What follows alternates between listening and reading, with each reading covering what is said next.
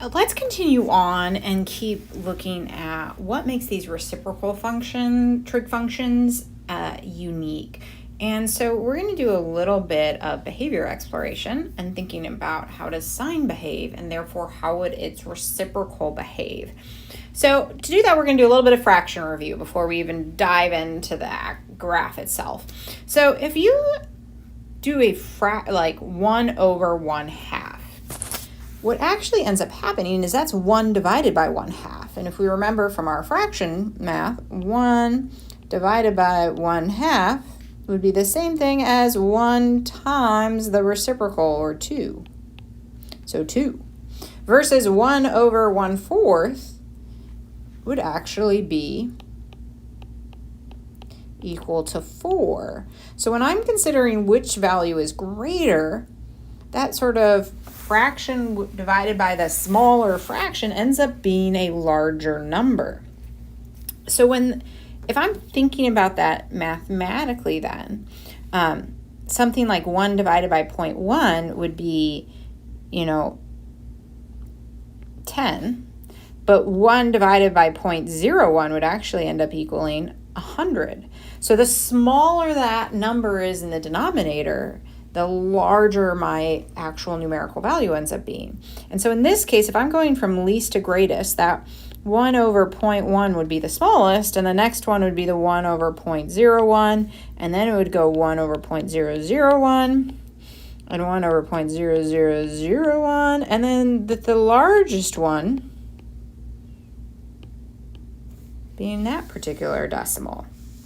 So what you should notice is, as the denominator gets smaller, the value of the fraction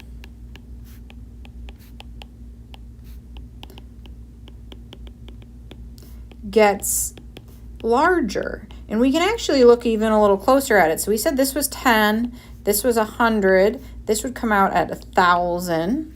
So this would come out at 10,000. And this would come out at 100,000. And if I kept sort of adding zeros to that decimal, this number would get closer and closer to infinity. So you could think about this as this approaches infinity. Now, what does this have to do with our reciprocal functions? Well, let's think about this, mathematically speaking. So we're going to just plug in some numbers and look at what happens. And for these, you can, pull up your Desmos graphing calculator. We're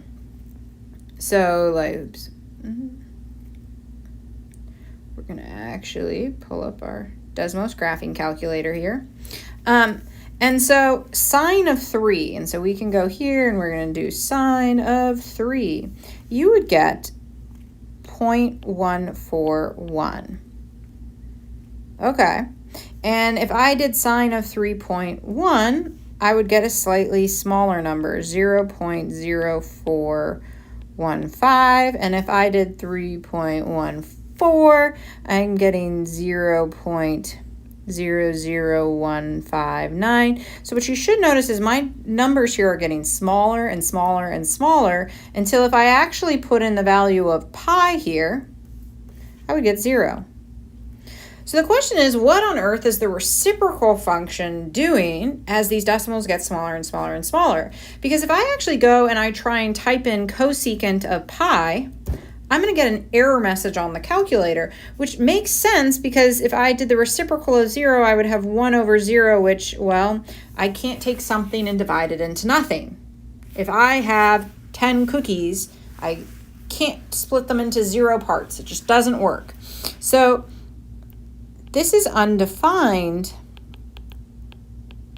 at pi itself, but what's going on is we approach that value of pi. So let's go through, and if I put in cosecant of 3, okay, well that's 7.086, okay, 3.1, I get a little closer to pi. Now my number's getting a little bigger, 4.9, okay, and if I got even closer, so I put in that 3.14, I'm now all the way up at 627.883.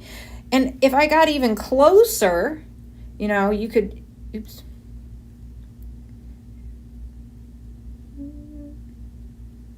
you should notice that my decimal is getting larger the closer I am, or this value, the output's getting larger the closer I'm getting to pi.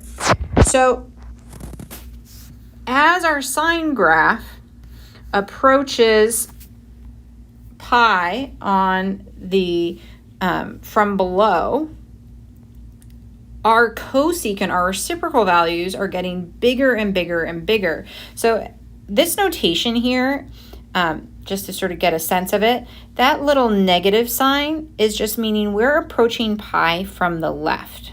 So we're coming from the left, so from lower values. Sine is approaching 0.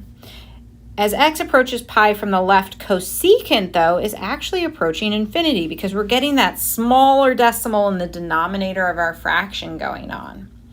All right, so what if we come and approach from the right? So just looking at the sine graph now, you should notice that these values, unlike our previous ones, they should all come out negative because we're coming from the left. So I did start with 3.2, so I got a negative 0.05, and then 0.15, that's a little closer but still above, so negative 0.008, and then negative 142.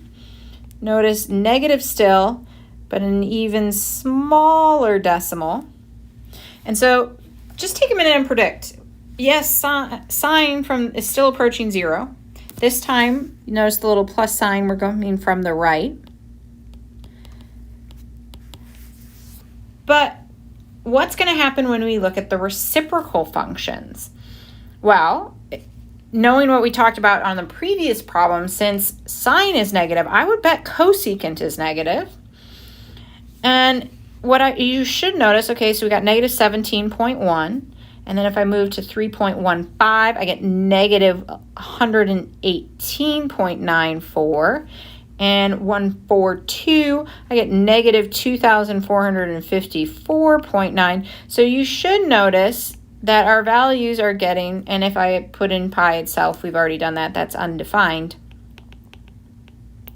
Our values are getting more and more negative. So when that happens, we say the value is approaching negative infinity.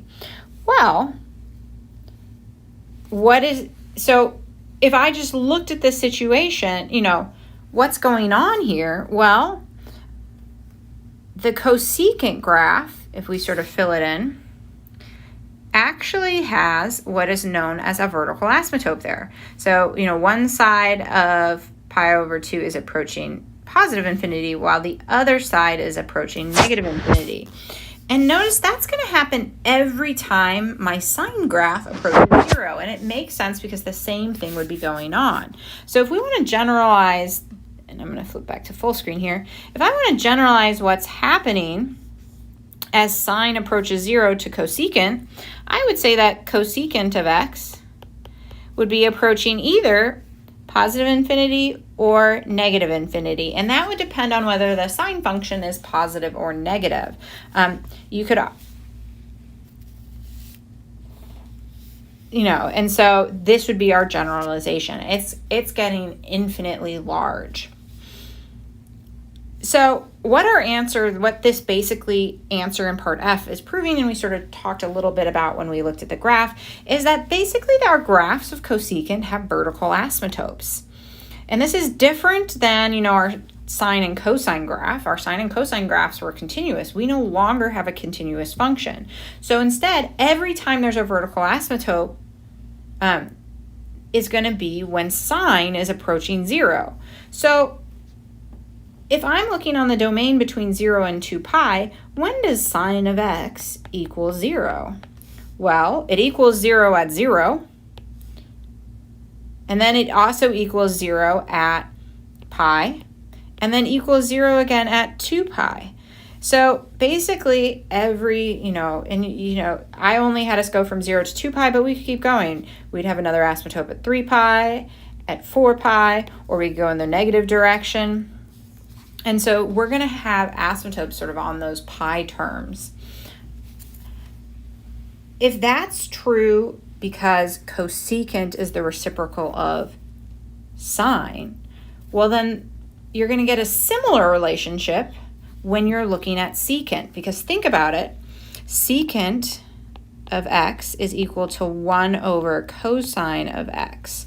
So we're going to end up with that sort of asymptote, those infinities, whenever cosine of x approaches 0.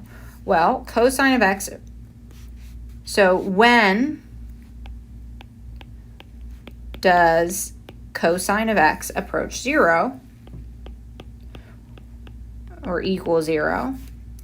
Well, it's going to equal 0 at sort of our, when our terminal ray hits that, the vertical axis. So that's going to be at terms like pi over 2 or 3 pi over 2 or 5 pi over 2, and so forth. So every time it sort of sweeps around to that vertical asymptote.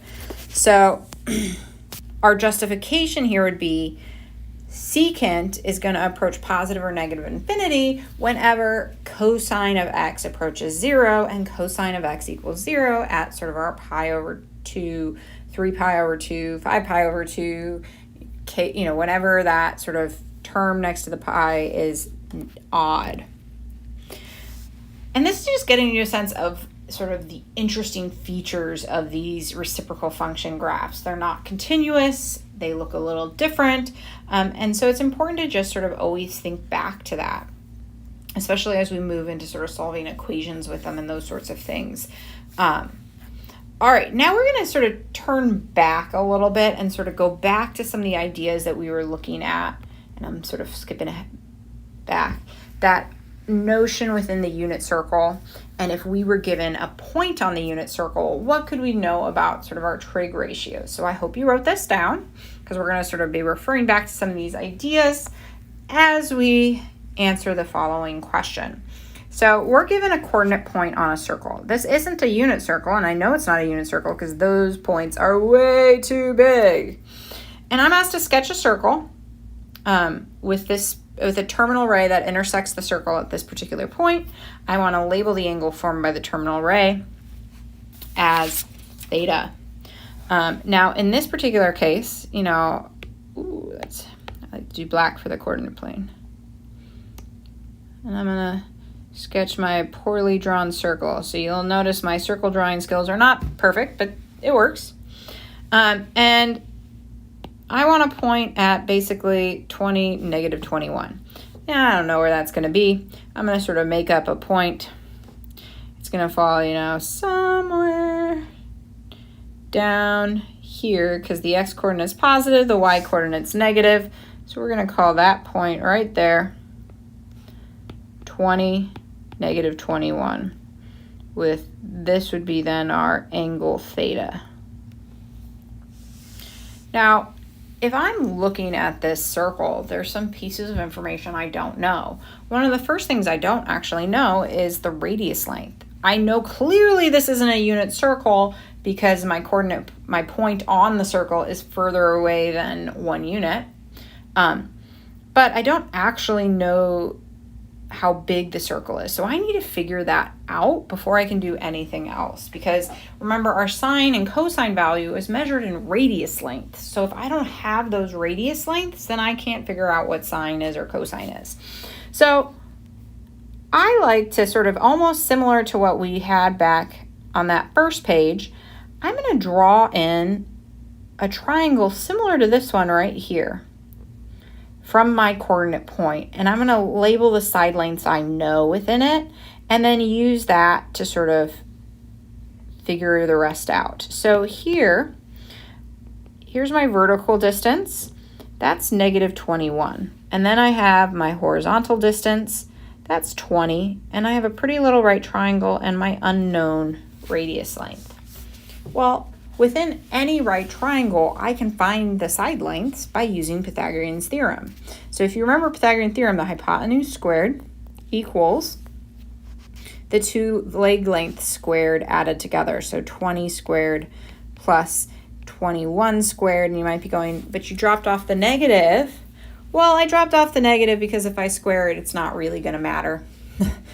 So I dropped off the negative. I don't want r squared, I want r, so I would actually take the square root of this. And we should come out with a nice even 29. So the radius of this circle is 29. So if we're then thinking about finding the exact trig values for the following, trig ratios, sine, remember, is our vertical distance measured in radius length. So that would be negative 21 divided by 29 to get it as radius lengths. And we want to keep our answers exact here. So sometimes what you'll hear these referred to as is these are our trig ratios. And so, y over r gets me my sine value. Cosine, I'm looking at the horizontal, which was 20, measured in radius lengths, 29. And it should be positive because I'm, positive horizontal distance. Tangent is a slope.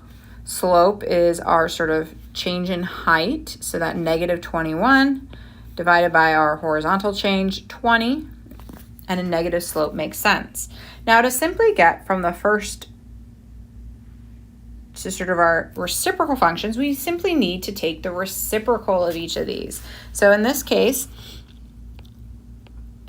flipping your fraction finds us the reciprocal of the original function. That would be 1 over the original fraction I started with. Here we get 29/20ths, and cotangent would be negative 20, our x over our y value. We want the exact values, we're keeping it. Notice I was never asked to figure out what theta was. I didn't need to find what theta was to answer these questions. It's just some arbitrary angle measure.